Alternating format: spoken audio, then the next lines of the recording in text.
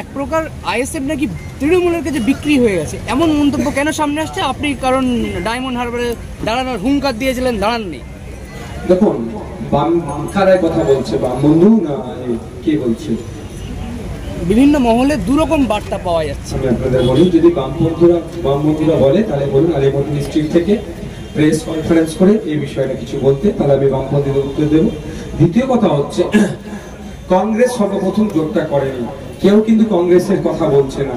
কংগ্রেস বারবার এই জোটের বিপক্ষে ছিল, সেই কোনো কথা হচ্ছে না।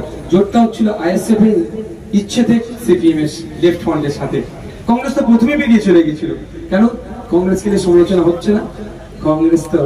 কংগ্রেসের মাথায় তো অধীর রঞ্জন চৌধুরী বসে আছে, রাহুল গান্ধী বসে আছে, আর আমাদের মাথায় বিশ্বজিৎ মাইতিটা গায়ে লেগে যাচ্ছে, নওশাদ সিদ্দিকী গায়ে লেগে যাচ্ছে, তাপস ব্যানার্জি গায়ে লেগে যাচ্ছে। এই জন্য আমাদেরকে দেখে দিতে চাইছে। দ্বিতীয় কথা, আমরা বলেছিলাম আমরা এককভাবে লড়াই করলে 20টার অধিক সিটে লড়াই করবো। দেখছেন আমরা 17টা দিচ্ছি, আরো 4-5টা দিতে পারতাম। আমরা কিন্তু বিরোধী 7টা একটু পিছিয়ে এসেছি শুধু। তো আমরা এককভাবে লড়াই করলে 20টা দিতে পারবো।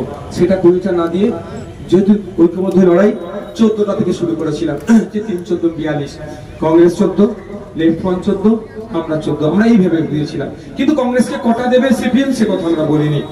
কিন্তু তারপরে ওনারা 2, 3, 1, 2, 3 এই ধরনের 1, 2, 3 আমরা নাপতে 8 অবধি চলে এসেছিলাম, তাও হয়নি।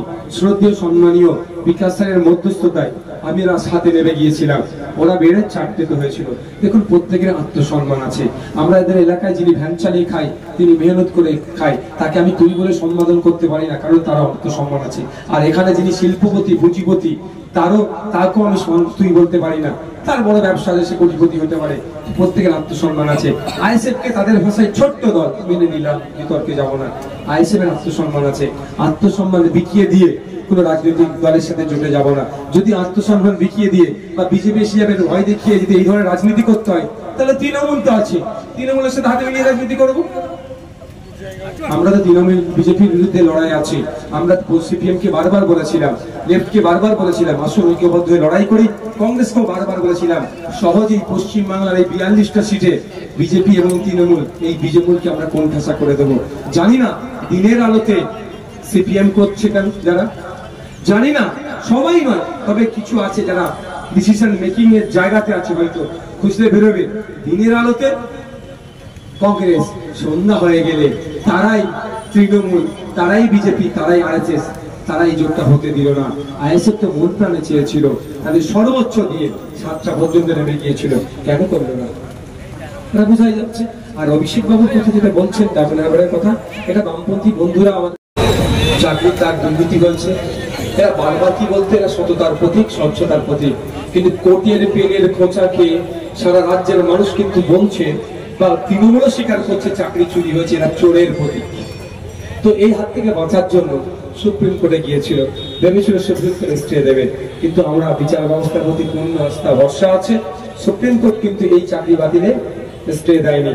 বারবার আমাদের কলকাতা হাইকোর্ট কিন্তু প্রশ্ন করেছিল, বলেছিল যারা যোগ্য তাদের লিস্ট দাও। এই অপদার্থ ব্রাত্য বসুদের সরকার, অপদার্থ পার্থবাবুদের সরকার, অপদার্থ মমতা ব্যানার্জির সরকার তার শিক্ষা দপ্তর এত নোংরামি করেছে, কিন্তু সেই স্বচ্ছ যারা ভাবে নিয়োগ হয়েছে, যোগ্যতা সম্পন্ন যারা, তাদের লিস্ট দেয়নি। ফলে কি হয়েছে, 26,000 বাতিল হয়েছে, এর মধ্যে যারা যোগ্যতা সম্পন্ন তাদেরও বাতিল হয়েছে। তো এর দায়ভার রাজ্য সরকারকে নিতে হবে। মমতা ব্যানার্জি যদি ন্যূনতম বোর্ড থেকে থাকেন, তার উচিত হবে এই দায়ভার কাঁধে নিয়ে পদত্যাগ করা। আমি মিডিয়ার মাধ্যমে একটা অনুরোধ করব সাধারণ মানুষের কাছে, যে যাদের চাকরি বাতিল হয়েছে, যারা যোগ্যতার বেশিসে চাকরি পেয়েছে, তাদেরকে নিয়ে খিল্লি করবেন না, তাদের পাশে থাকো, তাদের পাশে থাকার থেকে তাদের হয়ে লড়াই করবেন, এই আশ্বস্ত করুন। আর যারা সাদা খাতা জমা দিয়েছে, তাদেরকে বলুন বারবার যে কোন নেতাকে কত টাকা দিয়েছে, সেই নামটা পাবলিশ করতে বলুন, সেই নামটা প্রয়োজনে কত টাকা দিয়েছে কোর্টে দিয়ে মামলা করতে বলুন। আগামীকাল জনসভায় মুখ্যমন্ত্রী তিনি বললেন আমার কাছে 10 লক্ষ চাকরি স্টক রয়েছে, কিন্তু যখন সেই চাকরির জন্য অন্য যারা চাকরি পায়নি, যারা বঞ্চিত হয়েছে, তাদের দেওয়ার জন্য যখনই যাচ্ছি কোর্টে, কোর্ট থেকে বিরোধী দল যেগুলো তারা বাধা দিচ্ছে, সেক্ষেত্রে আপনি কি বলবেন? মমতা ব্যানার্জি বারবার মিসগাইড করেন, অসত্য কথা বলে মানুষের মধ্যে বিভ্রান্তি তৈরি করে দিতে। মমতা ব্যানার্জি কতটা অসত্য কথা বলে তার একটা উদাহরণ আমি যদি দিই, 2021 সালের নির্বাচনের আগে বলেছিল ডবল চাকরি। ডবল চাকরিতে দূরের কথা, মেধার ভিত্তিতে যে চাকরি পেয়েছে তার চাকরি বাতিল হয়েছে। 10 লক্ষ যদি চাকরি থাকে, যদি সৎ সাহস থাকে, কই বলুক না কে চাকরি আটকাচ্ছে। এমন অনেক দপ্তর আছে আপনাদের বলছি, কোনো কেস নাই, মমতা ব্যানার্জি আটকে রেখেছে। হেলথ ফেসিলিটি ম্যানেজার বলে একটা পদ, যেটা ওয়ার্ড মাস্টার ছিল হসপিটালের জন্য, সেটা মমতা ব্যানার্জি শখ করে নামটা চেঞ্জ করলো হেলথ ফেসিলিটি ম্যানেজার,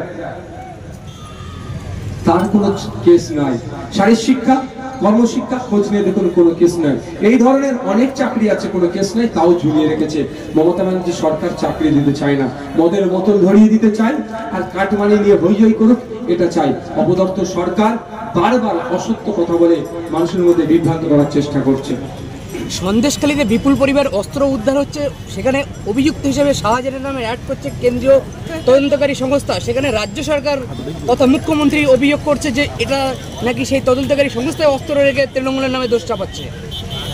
যদি তৃণমূলের নামে এই ধরনের দোষ